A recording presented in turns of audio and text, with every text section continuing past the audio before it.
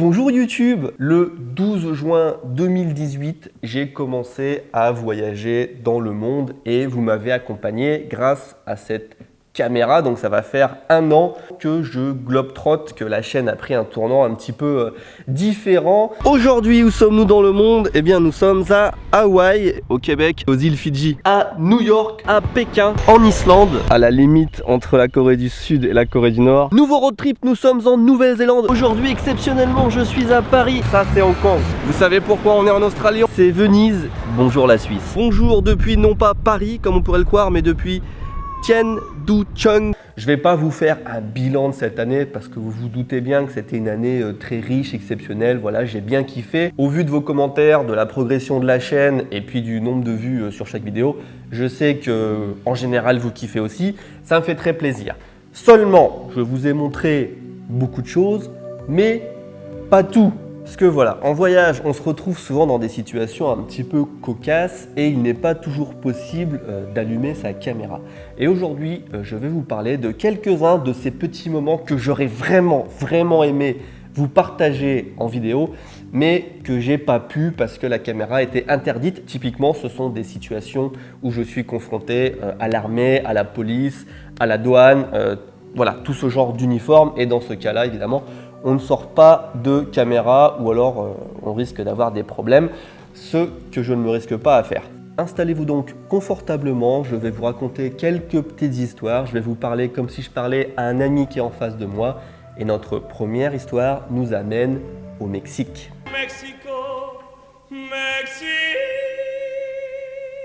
L'un des plus beaux voyages que j'ai fait ces derniers mois, c'est sans conteste le voyage au Nouveau-Mexique. Je suis parti à Roswell, j'ai vu plein de choses fantastiques.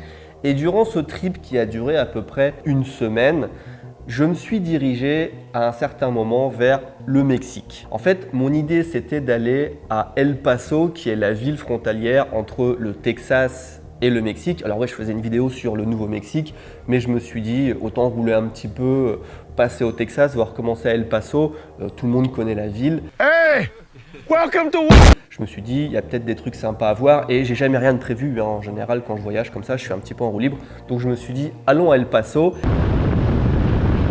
Et j'ai mis les coordonnées de GPS d'un supermarché, enfin d'un centre commercial qui se trouvait à El Paso parce que j'avais envie d'acheter quelques fringues, j'étais à court de pantalons, de trucs à manches longues, voilà. Et comme je peux pas acheter ça au Japon parce que tout est trop petit, hein, les manches longues m'arrivent là. Seulement voilà, si vous avez regardé la vidéo sur YouTube, vous vous êtes rendu compte qu'à un moment, eh bien je me retrouve au Mexique. C'était absolument pas prévu. Le centre commercial que je pensais être à El Paso était en fait côté mexicain de la frontière. Donc mon GPS m'a amené tout naturellement au Mexique sans que je m'en rende compte.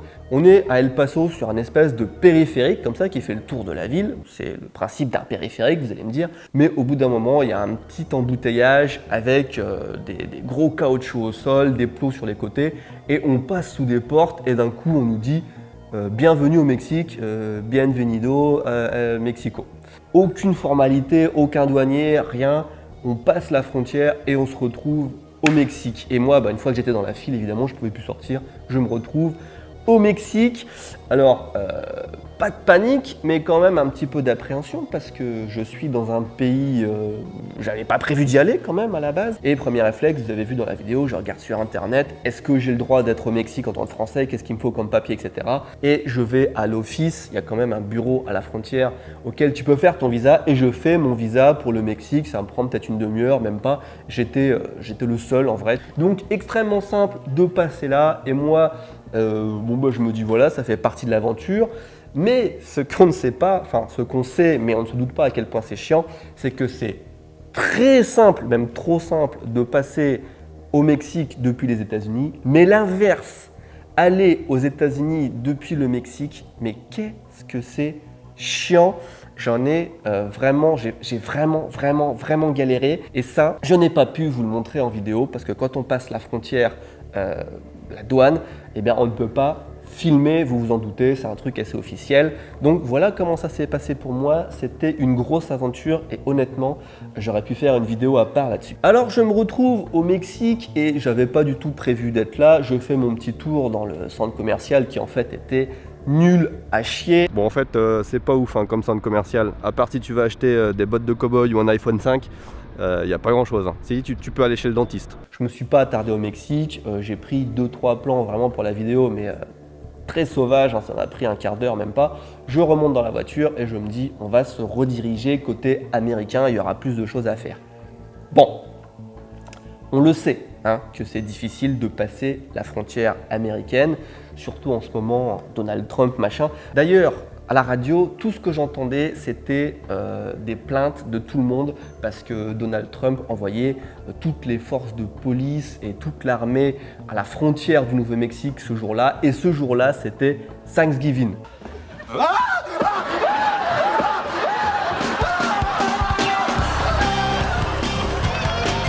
Je n'ai pas choisi un jour au hasard, c'était Thanksgiving, un des jours où les Américains partent le plus en vacances, où il y a le plus de monde sur les routes.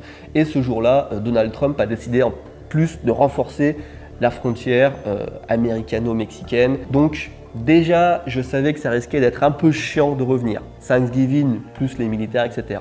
Mais je ne savais pas à quel point. Alors une fois que je pars de mon centre commercial mexicain, je me dirige vers la frontière assez rapidement. Information supplémentaire, mon GPS, c'est de la merde. C'est un GPS américain qui n'est absolument pas fait pour fonctionner au Mexique. Ça te dit plus ou moins la direction où il faut aller. Le nom des rues d'ailleurs, ça te dit un peu n'importe quoi. Il parle pas du tout espagnol le truc. Turn right on Boulevard the Engenhado de Northern Salgado. What the fuck? Et ça te dit une direction qui est approximative, voire fausse. Donc j'ai tourné déjà pendant plus d'une heure pour trouver cette fameuse frontière entre le Mexique et les États-Unis. Et la première frontière que je trouve, il n'y a personne. Il y avait peut-être une voiture, maximum deux, je sais pas, enfin bref. Je m'engage dans cette fameuse frontière pour aller aux États-Unis. Je me dis finalement c'est tranquille, il y a des petits postes comme ça un petit peu partout et ça circule bien. Seulement quand j'arrive au niveau du guichet, hein, avec le douanier qui m'accueille, c'était une dame et elle me dit est-ce que vous avez la carte? Alors moi, j'ai jamais entendu parler d'une carte pour passer la frontière. Je lui tends mon passeport français, elle me dit ça va pas être possible. En fait, je me trouvais apparemment à une frontière spéciale qui est réservée, je sais pas, aux diplomates ou peut-être aux gens qui voyagent régulièrement entre le Mexique et les États-Unis. Et à cette frontière, tu as juste besoin de biper une carte magnétique ou quelque chose comme ça et pouf, tu passes, ça va très vite. C'est un truc, c'est le fast pass de la frontière mexicaine si vous voulez. Et moi j'étais là-dedans et j'avais pas ma carte. Donc elle me dit non, c'est pas cette frontière-là, c'est d'autres là-bas, il y a un grand pont. C'était par là que j'étais venu, je pense. Et bon, petite déconvenue, surtout qu'en plus cette frontière c'était absolument pas fait pour faire demi-tour, hein. C'est des voies de une file de voitures avec une petite rangée de plots sur le côté et ben moi j'ai dû faire demi-tour. Les voitures pendant ce temps-là s'entassaient un petit peu derrière, il y avait 4-5 voitures.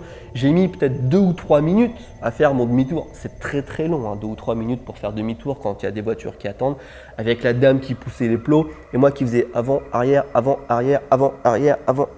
jusqu'à ce que j'arrive à me dégager. J'étais en sueur, j'avais un Jeep Cherokee, en plus c'était pas une petite voiture. Bref, c'était déjà chiant. Donc, je pars en quête de cette fameuse frontière où tout le monde passe.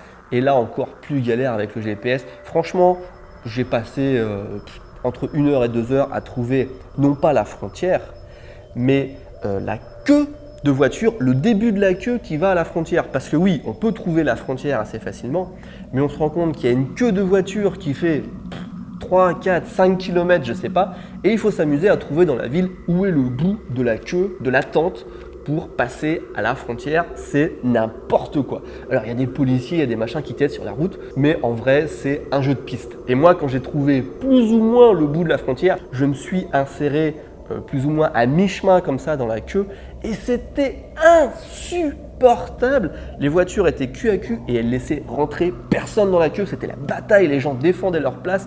Moi il y avait à peu près 3 voitures devant moi je crois qui voulaient s'insérer aussi comme moi, comme ça, en arrivant d'une rue perpendiculaire. Et on a mis peut-être, à nous, les 3 voitures devant moi, plus moi, une demi-heure ou 3/4 d'heure, quelque chose comme ça, pour s'insérer dans la file qui déjà avançait pas très vite, mais en plus les gens laissaient passer personne, c'était la guerre, c'était la bataille. S'il y en a un qui arrivait à passer, à se faufiler comme ça, toutes les voitures engueulaient le mec qui s'était fait passer devant, klaxonner, c'était insupportable. Cette virée au Mexique vire au cauchemar. J'ai trouvé apparemment la queue pour aller jusqu'à la douane. Je suis là depuis 5 minutes. Et j'ai pas bougé. Et je suis même pas dans la queue principale encore, faut que je m'insère dedans. C'est n'importe quoi. C'est n'importe quoi. 3 km de queue et ça bouge pas.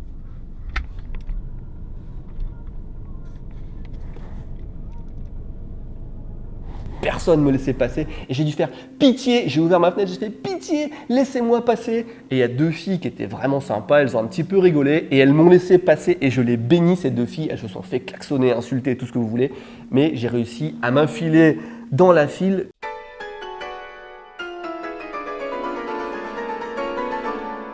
J'ai réussi à m'infiler dans la file. Première étape passée. Ceci étant dit, à partir de ce moment-là, je me suis retrouvé dans une file qui a duré peut-être, allez, ça a pris encore au moins 3 heures pour arriver jusqu'à la frontière. C'est bien simple, je crois que j'ai quitté mon supermarché vers peut-être 2 heures, enfin c'était un petit peu en début d'après-midi. Et quand j'ai passé la frontière, il faisait nuit. La moitié des guichets sont fermés, yes. J'arrive enfin à la frontière et c'est là que l'histoire commence vraiment. La voiture devant moi s'engage, elle arrive à la frontière, au niveau du guichet, et le prochain à passer, c'est moi. Donc je suis très content, très soulagé d'arriver là. Mais, première petite chose, je vois un panneau avec ce qui est interdit de ramener aux États-Unis. Et sur ce fameux panneau, on voit interdiction de ramener des fruits. Jusque-là, j'étais pas inquiet, mais je me rends compte que dans ma voiture, sur le siège passager, j'ai une banane. Et je me suis dit, merde. Ce serait vraiment con qu'on me fasse chier à la frontière pour une banane. Donc j'épluche ma banane et je commence à la manger en 4x4 comme ça assez vite. Et le mec qui est passé devant moi, il passe mais en 2-2. Mais vraiment, il s'est pas arrêté 10 secondes au guichet, il passe. Bon, alors c'est mon tour, je suis en train de manger ma banane, je passe. Boîte automatique, fonction drive. J'accélère un tout petit peu, j'arrive au niveau du guichet et je finis ma banane comme ça le plus vite possible. Le mec, il me regarde manger quoi. Il me demande en anglais, est-ce que vous avez quelque chose à déclarer? Et moi, bon, en général, quand je voyage, je suis de bonne humeur. Donc là, je lui montre ma peau de banane et encore la bouche pleine, comme ça, je lui dis « Bon, j'avais une banane, mais voilà, j'étais un peu mort de rire. » Et le mec, il n'a pas rigolé. Alors, ils sont très sérieux, les douaniers à la frontière mexicaine. Très corrects, très polis et tout, mais sérieux. Et là, j'ai compris que j'étais parti un petit peu sur le mauvais pied. Et le mec commence à me poser des questions, il me demande mes papiers évidemment, etc. Il me demande quand est-ce que je suis arrivé au Mexique et tout ça. Et il se rend compte que je suis français, que j'ai passé la frontière pour arriver au Mexique le jour même et que en fait je suis resté juste quelques heures au Mexique. Et ça lui paraît louche. Il se dit qu'est-ce que c'est que ce français? Son adresse elle est au Japon, il est censé voyager aux États-Unis et il fait un passage éclair au Mexique. Ça, c'est louche, ça cache quelque chose. Après réflexion, je pense que dans sa tête, le douanier s'est dit soit il est juste venu récupérer un clandestin, soit il est juste venu récupérer de la drogue. Mais je pense que c'est vraiment ce qu'il avait dans sa tête à ce moment-là. Donc il commence à me poser plein de questions, ça a peut-être duré 5 minutes de questions, ce qui est énorme. Et le truc, c'est qu'il me posait toujours les mêmes questions. Il m'a posé peut-être 2-3 fois, mais de façon un petit peu détournée. Il me demandait quand est-ce que vous êtes arrivé au Mexique. Donc je lui dis, je suis arrivé ce matin, etc. Combien vous avez d'argent sur vous, etc. Et au bout de 5-6 questions, il me reposait la même question d'une forme un petit peu différente. Et donc du coup, vous êtes arrivé quand au Mexique? Je lui dis, je suis arrivé ce matin. Et combien est-ce que vous avez d'argent américain sur vous? Je dis, j'ai un petit peu de dollars américains, un petit peu de yens, etc. Ça fait ça.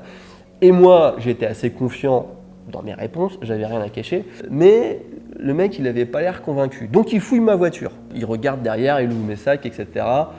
Et la fouille, c'est une fouille assez basique qui dure peut-être 3 minutes maximum. Et il me dit, écoutez, il va falloir qu'on vous contrôle. Moi je me dis, merde, c'était pas ça le contrôle, mes papiers sont en ordre, il a regardé mes valises, il n'y a rien, etc. Et le mec, en fait, n'était pas du tout convaincu par mon histoire. Ils me font me garer un petit peu plus loin. Et c'est pour ça que j'ai compris que ça prenait énormément de temps de passer la frontière. La majorité des voitures passent comme ça en quelques secondes. mais il y en a peut-être 1 sur 10, je sais pas, ceux qui sont pas américains à la base, qui se font fouiller, mais de façon extrême. Et moi, j'ai eu le droit à cette fouille extrême. Alors, ce qui s'est passé, c'est qu'ils m'ont demandé d'arrêter ma voiture un petit peu plus loin. Ils m'ont fait sortir de la voiture, je me suis assis sur un banc en pierre ou en métal, je sais plus. Et il y avait 2 personnes avec moi. Il y en a un qui fouillait ma voiture derrière moi et un autre qui me posait des questions et qui me reposait les mêmes questions que ce qu'on m'avait posé plus tôt, en plus détaillé et avec plus de questions. Et je n'avais pas le droit de regarder ce que faisait le mec derrière moi. Tout ce qu'il fouillait dans ma voiture, etc., j'avais pas le droit de regarder. Franchement, c'était un interrogatoire. Les mecs étaient très sympas. Il n'y avait pas d'agressivité, rien. Même étant donné que la vraie fouille de la voiture, du coup, a peut-être duré 15-20 minutes, facile. Facilement 20 minutes. On a parlé de différents sujets et tout. Même de YouTube, parce qu'ils étaient étonnés de voir que j'avais peut-être, je sais pas, 5 ou 6 caméras avec moi. J'avais la caméra avec laquelle je filme d'habitude, plus ma GoPro, plus le drone, plus une caméra pour filmer dans le noir, etc. Enfin, j'avais tout un tas de matos dans la voiture. Ils trouvaient ça un petit peu bizarre. Je vais éternuer dans pas longtemps, attention, préparez-vous. Et plus le temps passait, plus quand même ils me mettaient un petit peu en PLS. J'avais une goutte de sueur là parce que les questions qui revenaient de plus en plus c'était: est-ce que vous êtes sûr et certain que tout ce qu'il y a dans la voiture vous appartient? Est-ce que pendant que vous étiez au Mexique, personne n'a eu accès aux clés de la voiture? Est-ce que vous l'avez pas laissé parquer sans surveillance? Est-ce que c'est possible que quelqu'un ait mis quelque chose dans la voiture? Et plus ils me posaient ce genre de questions, plus je me disais merde, déjà c'est une voiture de location, donc je suis pas sûr qu'il y a rien à moi dans la voiture. Et surtout, je l'ai laissé sur le parking du centre commercial pendant peut-être une demi-heure. Est-ce que quelqu'un aurait pas vu que c'était une voiture de location, un truc américain, et mis quelque chose dedans à l'insu de mon plein gré? Et comme le mec fouillait ma voiture depuis quand même assez longtemps, je me dis merde, est-ce qu'il a trouvé quelque chose ou quoi qui serait pas à moi? Enfin, on sait jamais quoi. En fait, non, tout s'est bien passé, il y avait rien dans ma voiture, c'était clean. Mais voilà, ils m'ont quand même bien mis le stress et ils m'ont aussi averti que en fait, la ville d'El Paso, enfin la ville mexicaine qui est collée à El Paso, c'est un des endroits les plus dangereux en fait du Mexique. Moi je me suis dit c'est à côté des États-Unis, c'est super safe. En fait non. En fait apparemment ce qui est le plus dangereux là-bas, c'est les forces de l'ordre, enfin c'est la police qui peut te mettre la pression pour un rien, qui te demande en fait un pot de vin pour n'importe quoi, et si tu les payes pas, tu peux te retrouver en garde à vue, en prison, je sais pas. Donc moi j'ai trouvé ça très sympa. Enfin j'ai ressenti aucune pression, rien. Hein. Mais apparemment c'est assez dangereux. Bref, cette visite se finit. Plus ou moins, parce que le mec est toujours pas convaincu. Alors je sais pas si c'est à cause de mon anglais qui était pas terrible pourtant, ou si c'est que vraiment ma situation était extraordinaire. Ils me disent bon, on va checker la voiture une dernière fois, et ils m'ont fait passer dans un espèce de... C'est un peu comme un lavomatique pour les voitures, comme ça. Et en fait, c'est un truc à rayon X qui te scanne ta voiture. Donc il faut que tu passes là-dedans en roulant à 2 ou 3 km/h, et il te scanne ta voiture, et là tu attends encore peut-être 10-15 minutes avant d'avoir des résultats définitifs qui montrent que, je sais pas, il n'y a pas un clandestin plié en 4 sous le pare-choc ou un truc comme ça. Drive-through portal scans cars crossing over from Mexico. The car gets bathed in low radiation X-rays, exposing the driver and everything inside. This is what the border agents see. Multiple images in real time. Ça s'est bien passé au final. Ils m'ont dit merci monsieur, bienvenue aux États-Unis, welcome to the USA. Et je suis parti, il était super tard, j'ai juste roulé pour aller à un motel. Et c'est comme ça que c'est fini ma journée. Et finalement, ce passage de douane qui est censé être une formalité, ça m'a pris une journée et j'avais l'impression d'être dans un film américain. J'ai pas eu le droit à la fouille au corps, mais entre les 2 interrogatoires par 2 personnes différentes, la fouille de la voiture à 2 endroits différents, le passage sous les rayons X, etc. J'étais vraiment genre the suspect number one, et j'étais extrêmement soulagé. Ils m'ont quand même mis un bon coup de pression, les douaniers américains. T'as toujours dans la tête, tu te dis, et s'il y avait un truc dans la voiture, j'étais pas au courant. Donc si vous allez au Mexique, faites très attention. Maintenant c'est un bon souvenir, mais sur le coup j'ai perdu une journée déjà, c'était chiant pour la vidéo. Et surtout je me suis fait un petit peu peur. Anecdote, stop, petite pause dans cette vidéo. Avant d'aller plus loin, c'est le moment placement de produit. Étant donné que je suis peut-être le seul youtubeur à ne pas avoir été contacté par NordVPN pour faire un placement de produit, je vais faire un petit placement de produit maison Candy Sandbox, parce que Candy Sandbox, c'est la seule chose qui finance les vidéos. Donc Candy Sandbox, si vous voulez vous abonner, c'est 26 € je crois, 48. pour recevoir chaque mois des produits japonais de qualité chez vous. Et à chaque fois, on tire une personne au sort qui gagne une Fatbox. Ça peut être un peu tout et n'importe quoi, c'est généralement quelque chose que moi j'aime bien. Et ce mois-ci, on va mettre une caméra DJI Osmo. C'est pas du tout sponsorisé, c'est juste que c'est des produits que je kiffe. Ça fait 1 ou 2 mois qu'elle est tout le temps avec moi dès que je sors de chez moi. Cette caméra est géniale et elle est à gagner dans une des Candy Sandbox si vous vous abonnez avant le 20 du mois.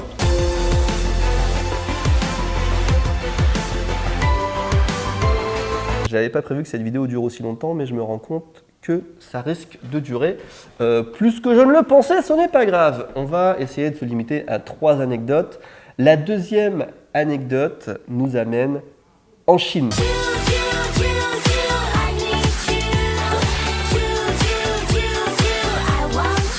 Et les 2 prochaines anecdotes en fait vont se passer au même endroit sur l'île de Rotowan. J'ai fait une vidéo où j'étais avec Ben, mon pote photographe qui est anglais, et on s'est retrouvés tous les deux coincés sur une petite île chinoise pendant une semaine. On avait prévu de rester juste 2 jours et un typhon s'est abattu sur l'île et il n'y avait pas de ferry.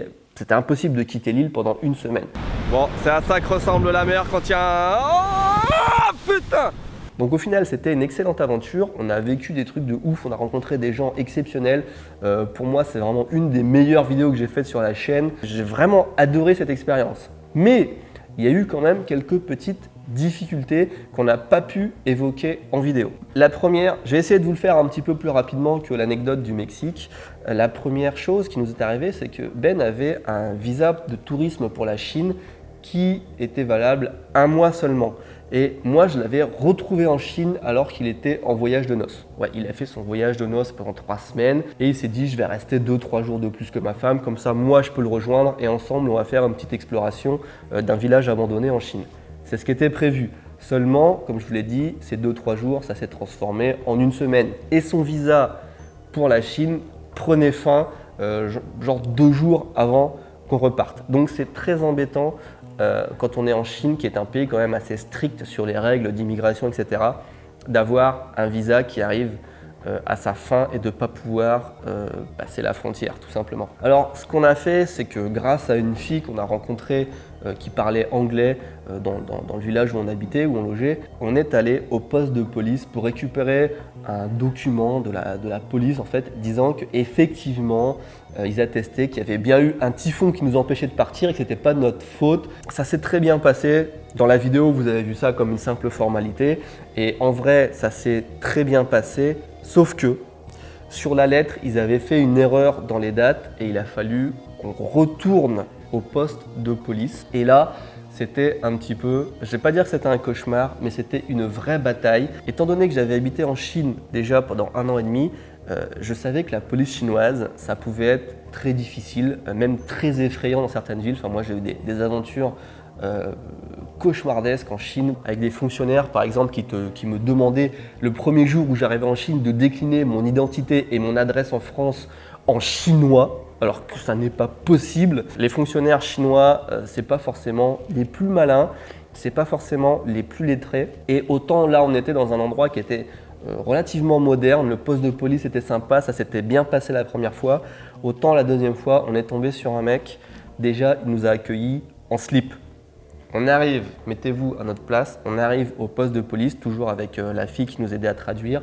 Le mec, il arrive, on le réveillait pendant sa sieste et il arrive en slip avec un débardeur. Ça commençait assez mal.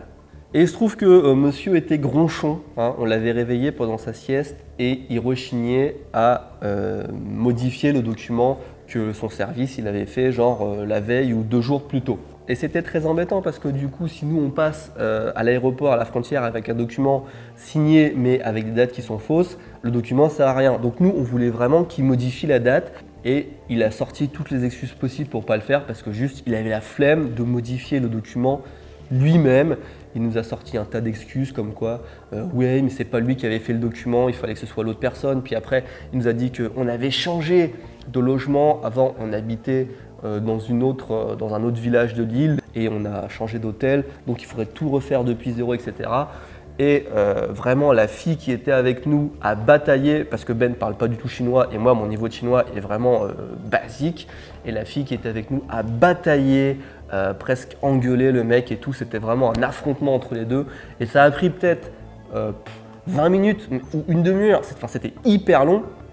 Et au final, le fonctionnaire a dit « ouais, ok ». Et simplement, avec son stylo, il modifie la date, il met un coup de tampon dessus et c'était fait. Ça lui a pris 5 putains de secondes à faire la modification et il a fallu qu'on bataille pendant 20 minutes. Et ça, c'est pas une anecdote extrême, mais c'est pour vous dire que des fois, les fonctionnaires dans les pays étrangers, les gens qui sont en position de pouvoir dans certains pays comme ça, ils peuvent vraiment te faire chier pour un rien s'ils ne sont pas de bonne humeur, tout simplement. Alors l'aventure s'arrête presque là, sauf que quand on est arrivé à l'aéroport avec ce fameux papier, moi j'avais cru comprendre en lisant un petit peu sur internet que c'était une formalité, qu'on n'était pas les seuls à qui c'est arrivé ce genre de choses et que les douaniers à la frontière étaient relativement habitués à ça, alors que pas du tout. Quand ils ont vu notre papier, les mecs étaient en PLS, ils ont fait tourner le papier dans tout le service et tout. On a dû attendre dans un box spécial à l'aéroport avec ceux qui avaient des problèmes avec l'immigration.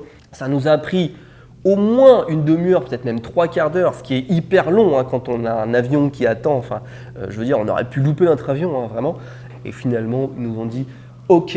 Et on était soulagés, mais encore là, petite goutte de sueur, parce qu'avec le temps qui passait, déjà qu'en plus, on avait loupé notre avion à cause du typhon, on avait loupé un deuxième avion parce qu'on l'avait acheté avec ma carte de crédit, avec ma carte Visa, mais les cartes Visa en Chine sont bloquées, enfin du moins les cartes japonaises sont bloquées en Chine, je ne sais pas à cause des problèmes de vol ou quoi. Donc le deuxième billet qu'on avait acheté n'avait pas été validé, il a fallu qu'on en rachète un troisième. Et là à ce moment-là, les douaniers qui nous font attendre un temps fou, on s'est dit putain on va encore louper notre vol. Et finalement ça s'est bien passé, mais encore une fois, petite goutte de sueur, comme je vous l'ai dit, petite anecdote. Troisième et dernière anecdote, ça s'est passé de nouveau en Chine et là, ça aurait pu être apparemment plus sérieux. L'objectif de notre visite sur l'île de Rotowan, c'était de visiter un village abandonné. Et ce village abandonné, on l'a vu quand on est arrivé, venait juste d'être transformé en attraction touristique. Littéralement, genre le mois ou 2 mois avant qu'on arrive sur l'île, le village était à l'abandon. On avait un vrai excite à découvrir. Et juste quelques semaines avant qu'on arrive, pendant l'été, ils ont fait des travaux, ils ont aménagé des chemins et tout. Ils ont même mis des caisses et tout, l'accès était devenu payant. Donc on était quasiment les premiers à arriver et à rentrer dans ce truc qui était devenu un site touristique. Finalement, l'endroit était ouf quand même et le fait qu'ils aient dégagé des chemins, ça nous a bien aidé. Mais il n'y avait plus ce côté aventure. Mais le truc qu'on ne savait pas, c'est qu'on a été voir le village le premier jour. C'est la première chose qu'on a faite quand on est arrivé sur l'île, puisqu'encore une fois, on était censé repartir le lendemain. Et à l'entrée de ce village, enfin en amont du village, il y a un chemin qui fait peut-être 200-300 mètres. Et à l'entrée de ce chemin, ils ont appelé ça... Comment ils ont appelé ça? Ils ont mis un panneau qui, en anglais, a été traduit par « No Village Entrance ». Comprenez, ceci n'est pas l'entrée du village. Alors après réflexion, effectivement, en chinois, j'ai l'impression que ça dit c'est l'entrée du village où personne n'habite. Et ils ont traduit ça en anglais très maladroitement par No Village Entrance. Donc avec Ben, on s'est dit merde, ça a l'air d'être l'entrée du village, mais il y a marqué c'est pas l'entrée du village. Du coup, dans le doute, on s'est dit on va continuer sur notre route. Et en continuant sur notre route, on est tombé sur une barrière militaire. Et on ne pouvait pas aller plus loin. Quand on est dans le village, sur certains plans du drone, on voit des grosses boules en haut de la montagne. Et ben ça, c'est une partie d'une nouvelle base militaire qui a été installée sur l'île. Je pense que c'est les réservoirs de carburant, quelque chose comme ça. Et il se trouve que cette île, Rotowan, c'est l'île la plus à l'est de la Chine. Donc il y a une grosse base militaire, une grosse présence militaire qui surveille en fait, c'est le premier poste en fait avancé de la Chine en cas d'invasion, d'attaque, n'importe quoi, qui vient depuis la mer. Donc nous on se retrouve devant cette base, petite barrière et on voit effectivement des bâtiments de l'armée dans le fond et il y a un jeune qui vient vers nous et qui nous dit en chinois, désolé, vous ne pouvez pas aller plus loin, c'est interdit, c'est une base militaire. On ne comprend pas tout mais on arrive à comprendre en gros ce qu'il nous dit. Donc on rebrousse chemin et arrivé je pense, on a peut-être rebroussé chemin de 50 mètres, un truc comme ça. Et moi, je me dis, merde, il faudrait quand même que je dise ça dans la vidéo. Donc voilà, j'allume la caméra et je dis juste, littéralement, ça dure 10 secondes. Bon, on a pris une mauvaise route, on s'est retrouvé devant des barrières. Là-bas, il y a une base militaire, on ne peut pas passer. Apparemment, l'entrée du village n'est pas ici. Voilà, je fais un petit truc comme ça qui dure quelques secondes. À peine j'éteins ma caméra, je vois le mec du poste qui court vers nous et qui crie des trucs. Et là, avec Ben, on se regarde, on se dit merde, qu'est-ce qu'il veut? Et il court et il appelle des mecs à la radio, etc.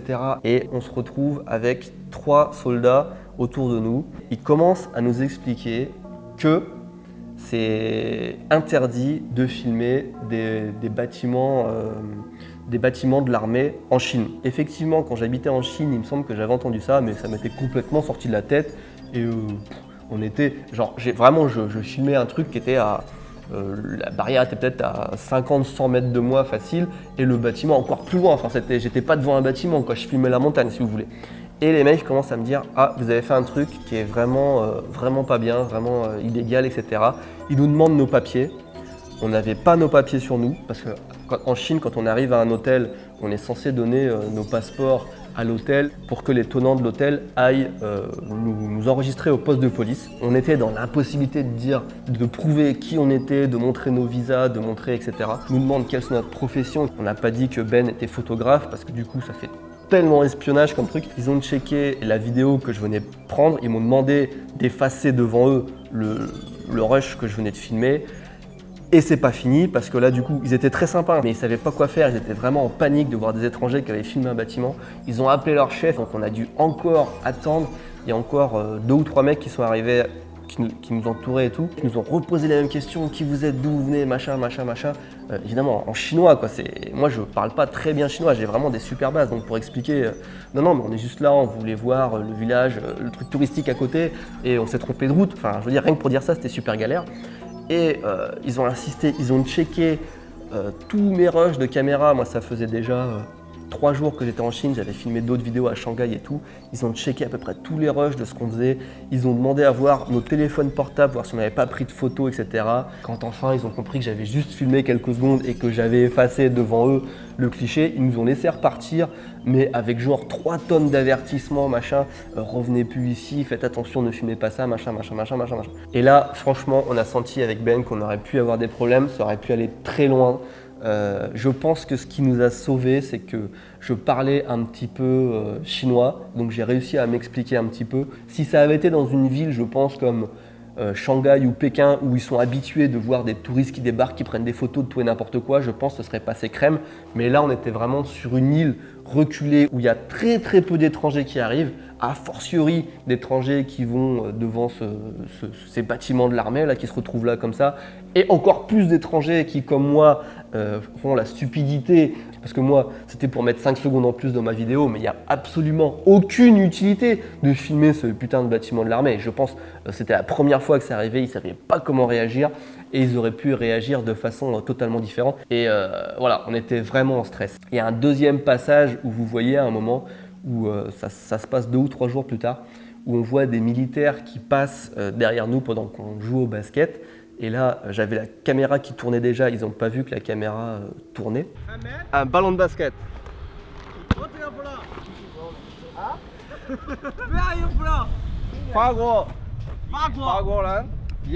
Et à un moment, juste après qu'ils soient passés derrière moi, il y a la levée, il y a une espèce de levée du drapeau, ils se mettent tous en rang, etc. Et moi, je me dis, je vais aller éteindre ma caméra parce que voilà, j'ai pas envie d'avoir des problèmes. Et je me rapproche de ma caméra, je la prends dans les mains, je l'éteins, et tout de suite, il y a un militaire qui me dit « Attention, ne filmez pas ».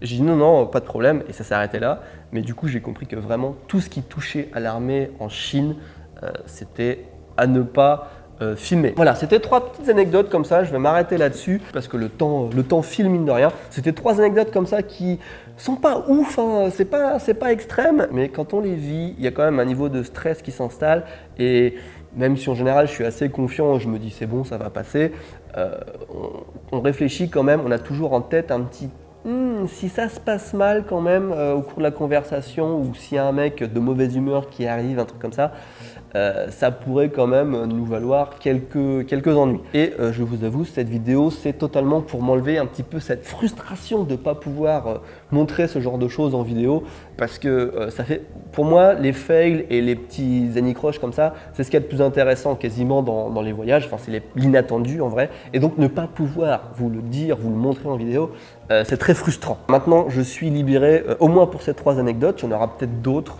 je ne sais pas si ce format de vidéo vous plaît. Je vous embrasse, je vous dis à bientôt. La prochaine vidéo, ce sera une vidéo, là je sais pas, tiens, au Japon ou en France, un des deux. Voilà, bisous. Je nous applaudis.